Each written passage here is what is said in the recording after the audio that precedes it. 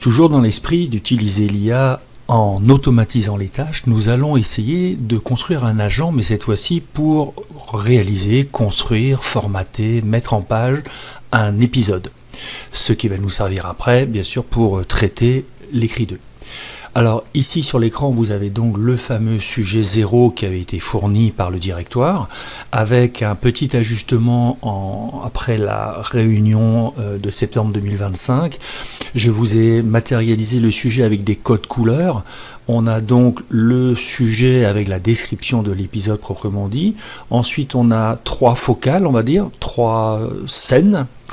Et avec des éléments de trace, c'est-à-dire que en fait on a ici la parole de l'élève en vert, mais nous avons aussi le comportement, ce qui serait observable par l'élève ici en bleu. Bien entendu, nous finissons sur un bilan des acquisitions. La totalité des épisodes devrait suivre cette structure. Comme la structure est commune, il est sans doute possible, lorsqu'on veut construire un épisode pour essayer de le traiter, de renseigner cette structure à condition de faire apparaître la structure clairement. Voici cette structure. Du coup, nous avons un certain nombre d'éléments que vous avez ici dans la colonne de droite, ce qui va me permettre de poser ma commande. Et finalement, on se rend compte que dans le sujet 0, et bien entendu, il y a une notion qui peut s'appeler un élément clé. Ce qu'il faut comprendre avec l'agent, c'est que ce qui va être entre crochet droit, là, entre brackets, ça va nous permettre d'appeler ce que l'on va nous après écrire derrière au niveau de la commande. Donc on aura une notion pour notre épisode, on aura une APSA concernée, on aura une classe concernée, on a les attentes de l'enseignant. Alors moi j'ai mis le mot objectif pour que ce soit plus court dans la commande du prompt. On a la description détaillée de l'épisode. Et ensuite, nous avons 3 scènes, dont finalement elles sont répétées, mes éléments. Mais à l'intérieur d'une scène, qu'est-ce qu'on trouve?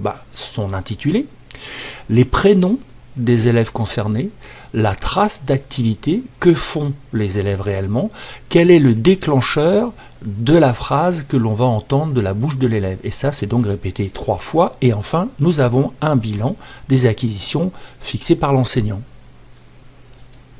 Si nous reprenons maintenant cette structure et que nous lui appliquons typiquement le sujet 0, on se rend compte que la notion c'est l'apprentissage moteur, ça concerne le tennis de table pour une classe de seconde.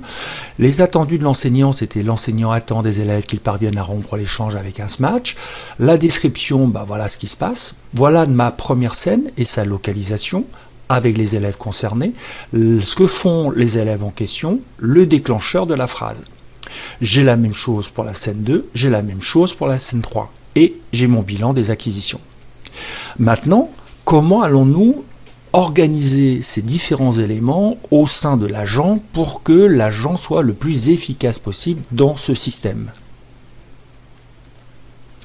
Nous voici au sein de l'agent. Alors, je suis allé, comme d'habitude, lui préciser un rôle. Cette fois-ci, j'ai spécifié un rôle de spécialiste de la pédagogie et du traitement didactique dans les APSA, de l'école française, bien entendu. Le garde-fou, autrement dit, le contexte que j'ai précisé, je suis allé redonner exactement le même exemple 0, de façon à ce qu'il se rende compte que c'est sous cette forme précise qu'on aimerait que notre nouvel épisode soit construit.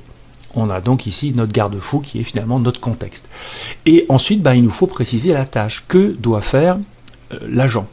Je suis ici allé repréciser la structure qu'il va devoir répéter. Autrement dit, notre épisode va être construit en 3 blocs distincts. Je suis bien entendu allé les numéroter, le 1, le 2, le 3. À chaque fois, je suis allé bien lui repréciser que c'était le premier bloc, le deuxième bloc, le troisième bloc de texte. Et ensuite, je lui spécifie dans chacun des blocs ce qu'il doit produire. Alors ici, je lui demande de recopier les éléments qui sont fournis dans ma demande et observer que pour qu'il recopie ce qui est en dessous, il faut les mettre entre crochets droits. J'ai donc crochet droit devant après, crochet droit devant après le point final de ce paragraphe. Et à l'intérieur de cet élément qui ne changera jamais d'un épisode à l'autre, j'ai par contre la notion que je mets ici entre crochets, ainsi qu'ici, qui changera. Donc il va aller chercher dans ma demande, dans ma question au moment où j'indique notion, il va répercuter ce qui est écrit après cet élément notion, il va me le mettre à l'intérieur entre ces crochets droits. Au niveau du deuxième bloc, je fais la même chose mais concernant l'APSA et la classe. Et le troisième bloc, donc pareil, observez que je mets mes crochets droits, mes brackets là, je l'ouvre, je le ferme. Je précise ce que je veux qu'il écrive, mais il va ensuite me rajouter ce que moi je vais indiquer comme étant l'objectif.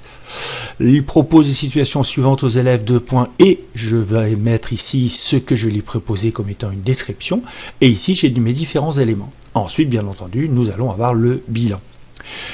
Ces éléments que vous avez là, ici à l'écran, je les ai glissés en commentaire dans la vidéo que vous suivez, donc vous pouvez les récupérer et les adapter à votre besoin. Voyons voir ce qu'il va nous produire maintenant.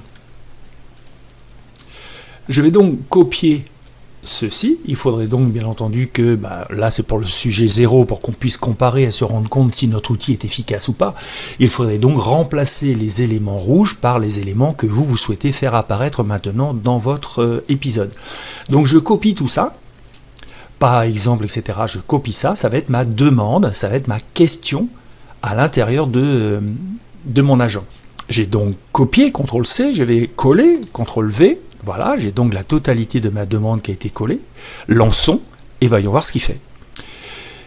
Il est en train de produire l'épisode. Vous voyez qu'il me répète exactement la même chose. Alors ici, il me définit l'apprentissage moteur. Je ne le lui ai pas demandé, il le fait quand même. On l'enlèvera. J'ai bien le tennis de table en classe de seconde. J'ai bien mes 3 focales, j'ai bien mes 3 scènes. Et j'ai bien mes éléments qui sont proposés avec mon déclencheur, ma phrase, etc. Voilà, il vous appartient maintenant de changer les éléments rouges que l'on vient de copier de façon à pouvoir créer autant d'épisodes que vous le souhaitez pour vous entraîner.